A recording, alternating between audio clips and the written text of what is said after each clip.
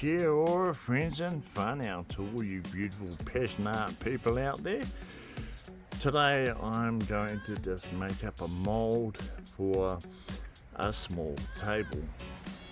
What I'm using here is 22mm melamine, and if you want any the melamine rounds and the sides, you can purchase these from resinswood.com. We can custom make moulds for you, any shape, any size, anything up to 1.2 meters in diameter. Okay, so first up I just take my base, which is melamine 22 millimeters, and I just need to form my sides. So we could use perspex, it's pretty expensive stuff, but I like to just use 3mm MDF. So I just wrap my MDF around my mould, like so.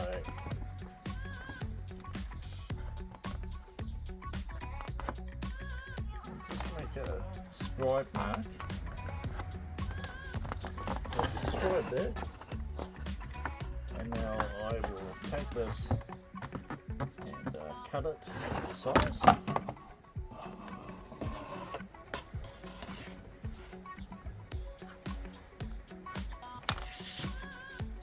Now that I've got that cut to size, I'm just going to tape it up. So I'm going to put some tape across this so my resin's not going to stick to the side of my mould.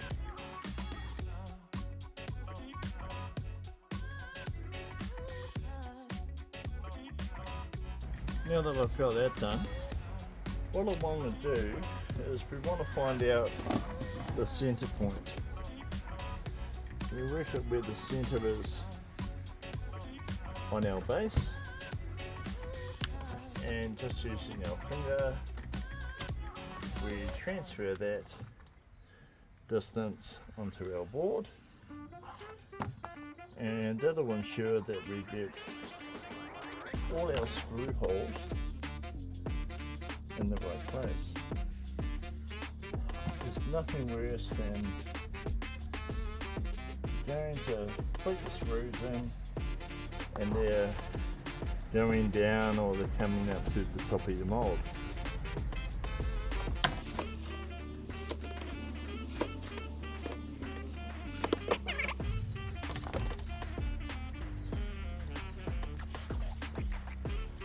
And that's a pretty good indication where we want our silicone line to be.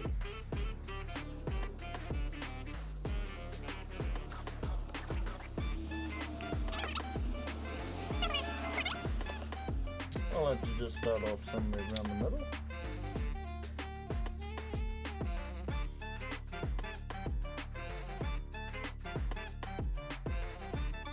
Around my perimeter, put in a nice thick bead of silicone.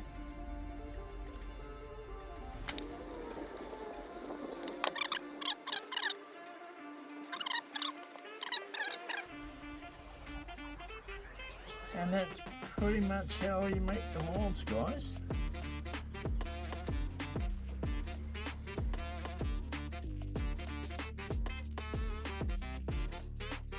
Okay guys, so we've got our outside edge pieces done, and they're all covered in sellotape.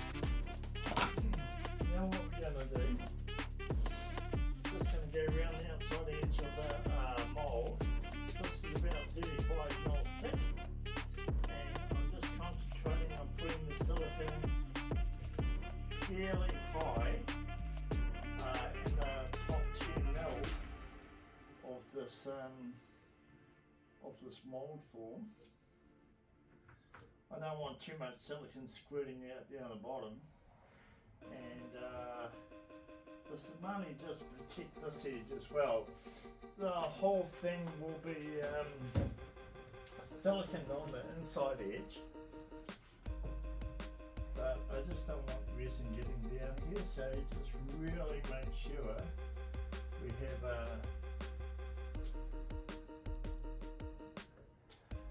sure that we have a good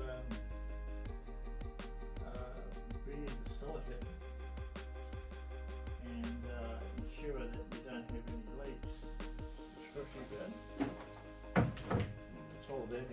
Put it down the green stuff.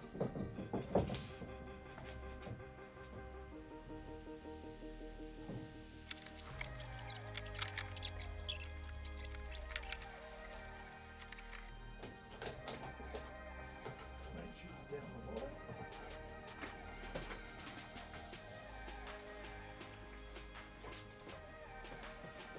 Looks pretty good.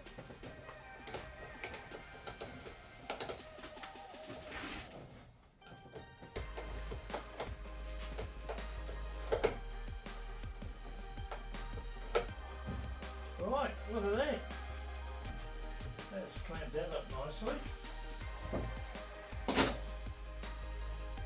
Now, we'll just run our finger around the inside here, side. Just the excess silicone has come through, just so it's nice and neat. Okay guys, so there you have it. Really cool to use a strop. Put the strop around, tension it up, and it's going to hold everything in place. Then that just cuts out having to go around and screw it all the way around. It's just a big waste of time using screws, and you ruin the mould.